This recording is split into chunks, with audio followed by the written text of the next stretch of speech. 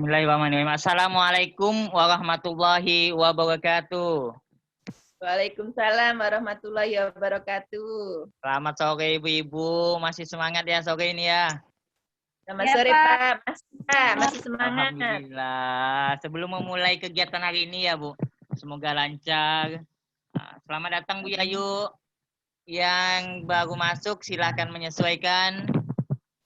Mungkin pertama-tama kita berdoa dulu Bu. Marilah kita berdoa menurut agama dan keyakinan kita masing-masing. Marilah kita berdoa menurut agama dan kepercayaan kita masing-masing. Berdoa dimulai.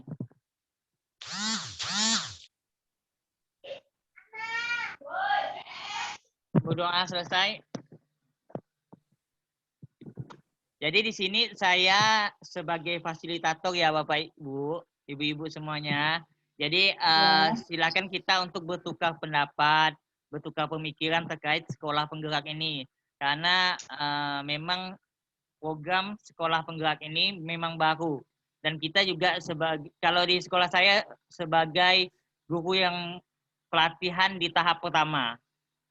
Jadi mungkin kita silakan saja sambil sharing untuk agar terwujudnya tercapainya pembelajaran kita hari ini. Sebelumnya mungkin saya ingin merefleksi terlebih dahulu Bu, pembelajaran sebelumnya. Pembelajaran sebelumnya dari Bu Strini Yayuk dan Bu Wadiantin ya. Pembelajaran sebelumnya yaitu adalah asesmen, diagnosis, dan asesmen formatif dan sumatif. Mungkin ada yang ingin mencoba untuk merefleksikan sedikit terkait materi sebelumnya Bu. Saya persilakan. Terkait asesmen diagnostik, asesmen formatif, dan sumatif. Mungkin ada yang mau merefleksikan, saya persilakan Bu. Siapa? Lancar-lancar semua, saya nggak lancar ya. Mungkin Bu yang Pak ya. Ya, silakan Bu Wadianti. Ya, terima kasih. Jadi kalau asesmen diagnostik itu penilaian dilakukan guru di awal pembelajaran untuk mengetahui kemampuan siswa dan seluruh karakteristiknya ya, seluruh karakteristiknya. Kemudian asesmen formatif itu dilakukan dalam proses pembelajaran itu ya yang formatif, sedangkan sumatif itu biasanya dilakukan di akhir pembelajaran. Itu Pak, menurut saya Pak. Iya, betul sekali Bu. Terima kasih Bu. Mungkin ada yang menambahkan? Atau mungkin saya perkuat saja ya Bu. Sebenarnya poinnya sudah baik sekali dari Bu Wadianti, yaitu asesmen diagnosis, yaitu untuk mendiagnosa, untuk mengetahui awal apakah kognitif peserta didik maupun non-kognitif dari peserta didik untuk memulai pembelajaran. Kemudian formatif itu dilakukan saat proses pembelajaran. Ini dalam sekolah penggerak, memang hal asesmen yang terpenting yaitu salah satunya yaitu formatif. Untuk mengetahui bagaimana proses pembelajaran kita. Apakah proses pembelajarannya baik, bisa diterima dengan peserta didik, cocok, sesuai minat dan bakatnya. Ya, asesmen formatif inilah yang diutamakan di dalam sekolah penggerak. Karena asesmen ini bersifat untuk pembelajaran dan dari pembelajaran. Jadi asesmen itu digunakan untuk pembelajaran juga. Dan sumatif adalah asesmen yang diletakkan di akhir pembelajaran untuk mengetahui hasil belajar peserta didik.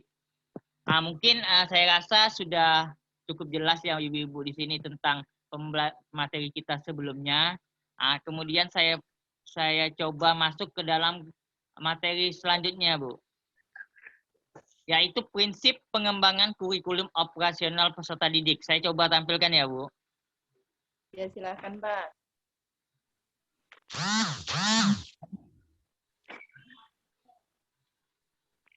Iya, bisa kelihatan, Bu?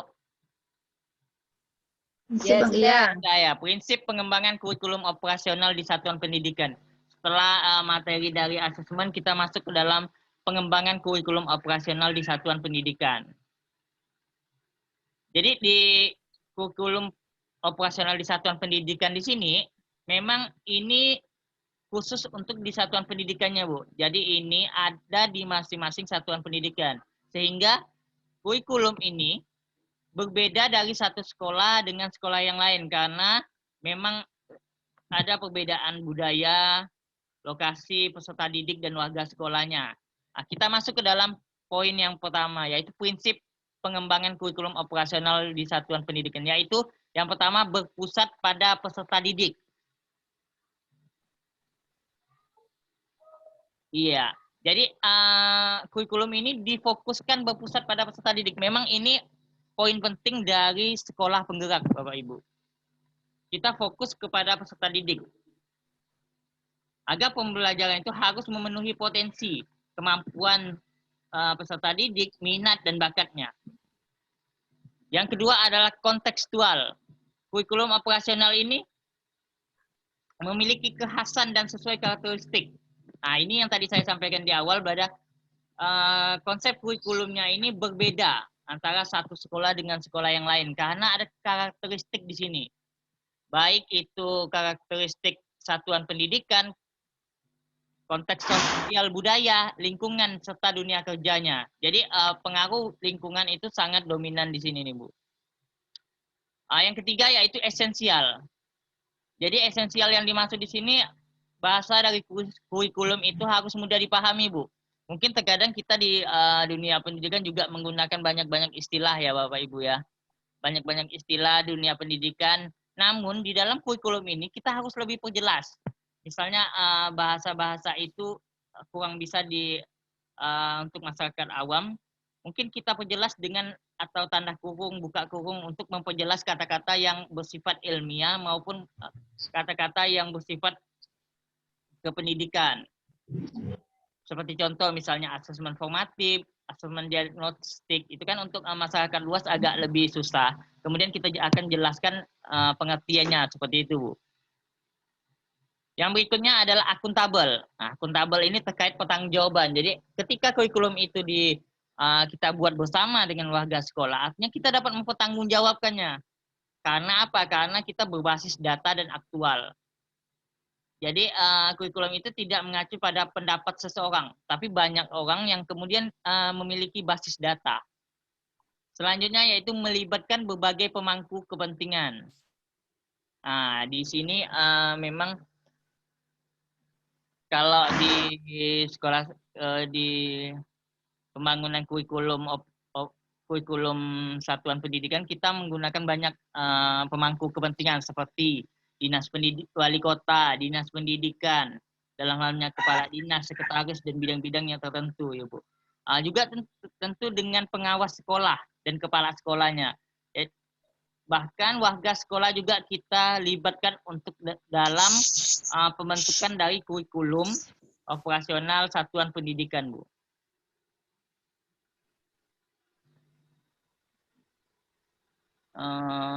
Kita skip dulu ya. Oke, mungkin itu materi singkatnya. Jadi kemudian saya ingin mencoba bertanya nih, Bu. Jadi silahkan ibu-ibu hidupkan mikrofonnya, kemudian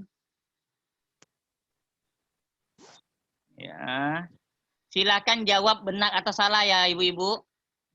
Ya, Pak. Ya, silakan ibu jawab benar dan salah. Yang pertama adalah, yang pertama siap Bu?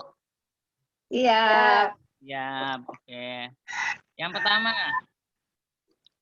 pengembangan kurikulum operasional di satuan pendidikan berpusat pada peserta didik, benar atau salah? Benar. Benar, ya. Lanjut yang kedua. Esensial.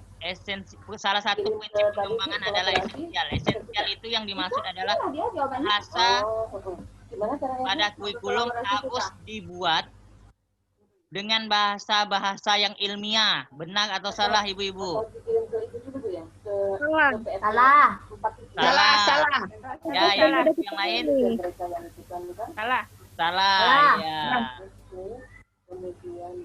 Yang Kan nanti kan ketiga. bahasa ilmiah orang tidak tahu. Esensial itu kan harus menggunakan bahasa lugas, Pak, mudah dipahami. Betul, betul Bu Yayu. Memang esensial itu kita diartikan bahwa kurikulum itu harus menggunakan kata-kata yang mudah dimengerti.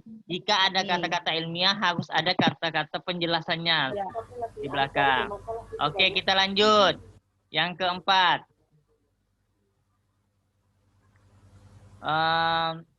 Kurikulum operasional di satuan pendidikan tidak berbasis data atau tidak akuntabel. Benar atau salah? Salah. Salah. Ada penjelasan, Bu? Ya, harus diperbincangkan sesuai dengan data. Iya, betul Bu Irma. Terima kasih Bu Irma dan ibu-ibu yang lain. Yang terakhir ya. Terakhir. Oh, saya pikir itu. Bukan, itu kan ibu pribadi. Makanya dari tadi saya bilang kirim sembarangan aja. Apakah orang tua siswa berhak untuk memberi pendapat pada kurikulum satuan pendidikan? Benar atau salah? Nah, Apakah orang tua siswa memiliki hak untuk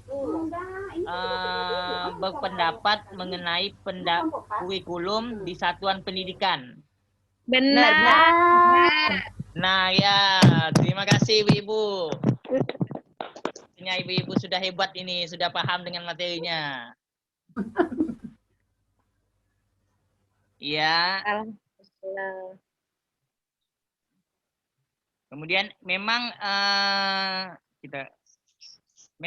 seluruh warga sekolah maupun itu orang tua siswanya berhak untuk memiliki pendapat yang nanti akan dipertimbangkan oleh sekolah untuk menjadi salah satu acuan penetapan kurikulum. Oh ya. Ya, mungkin itu saja. Yang terakhir mungkin saya akan memberikan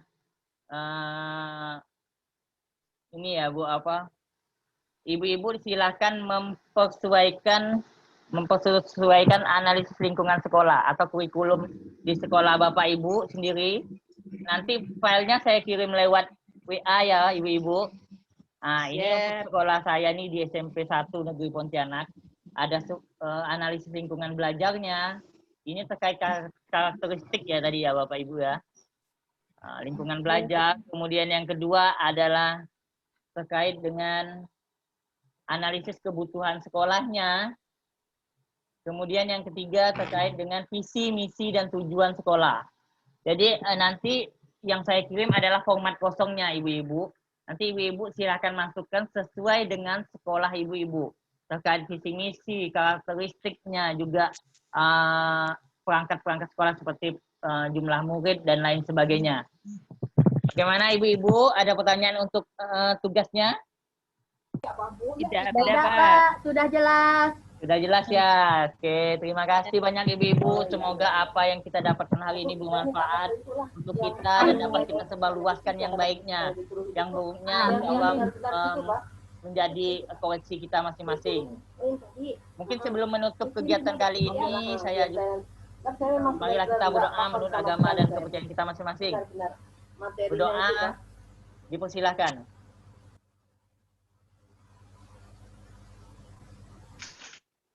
Berdoa selesai. Terima kasih ibu-ibu semua partisipasinya. Saya akhiri wabillahi taufiq wal hidayah. Wassalamualaikum warahmatullahi wabarakatuh. Terima kasih. Waalaikumsalam warahmatullahi wabarakatuh.